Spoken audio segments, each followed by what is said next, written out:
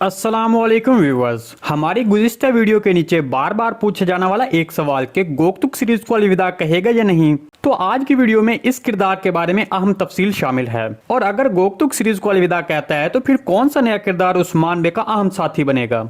उस्मान बे गिहातू के चुंगल से कैसे आजाद होगा। इसके अलावा अब उस्मान बे का अगला कदम क्या होगा। तो इन तमाम सवालात के जवाब आज की वीडियो में शामिल हैं, तो इसके लिए वीडियो को आखिर तक लाजमी देखिएगा। मगर इससे पहले आपसे गुजारिश है हमारे चैनल को सब्सक्राइब कर दें। चलें सबसे पहले अहम सवाल गोकतुक से अपने तजिए का आगाज करते हैं। जैसा कि हमने दूसरे ट्रेलर में देखा कि गिहातू ने गोकतुक को खत्म करने की कोशिश की है और बज़ाहिर तो ऐसा ही लग रहा है कि गोकतुक पर गिहातू ने जिस तरह वार किया है गोकतुक शहीद हो जाएगा। लेकिन हमें यहाँ पर एक बात जो सोचने पर मजबूर करती है वो ये है कि अगर बुज़दाग साहब ने गोकतुक को सीरीज से निकालना ही था तो फिर उसकी हेरा के किरदार के साथ कहानी क्यों शुरू की। और हता कि हेरा और गोकतुक की शादी की बात भी सीरीज में गुज़िश्ता चांद एक साथ में होती रही है। तो अगर इन सारी बातों को देखा जाए तो गोकतुक की ऐसे सीरीज में अचानक से अलविदाई कुछ अच्छी नहीं होगी, इससे शायकीन के दिल टूट जाएंगे।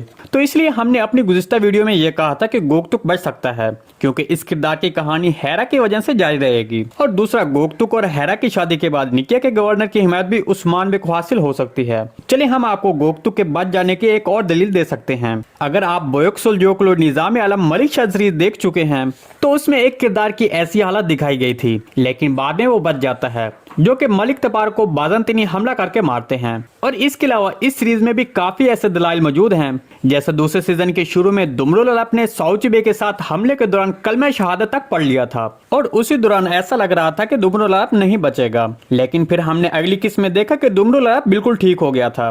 तो इसलिए गोकतुक भी बच सकता है क्योंकि अभी इस किरदार की कहानी फैल सकती है। भाई मेरे हिसाब से तो गोकतुक को सीरीज में जारी रहना चाहिए। आपको क्या लगता है कमेंट सेक्शन में लाजमी बताइएगा। इसके अलावा अगर गोकतुक सीरीज छोड़ देता है तो फिर कोहनूर अलप जल्द ही उस्मान बे की सफ में शामिल हो जाएगा, क्योंकि अब उस्मान बे के सब दुश्मन इकट्ठे हो चुके हैं। मतलब गिहातू, वजीर आलम शाह, निकोला, रोगतूस और इसके अलावा गुंदोज बे भी उस्मान बे की मुखालफत कर रहा है।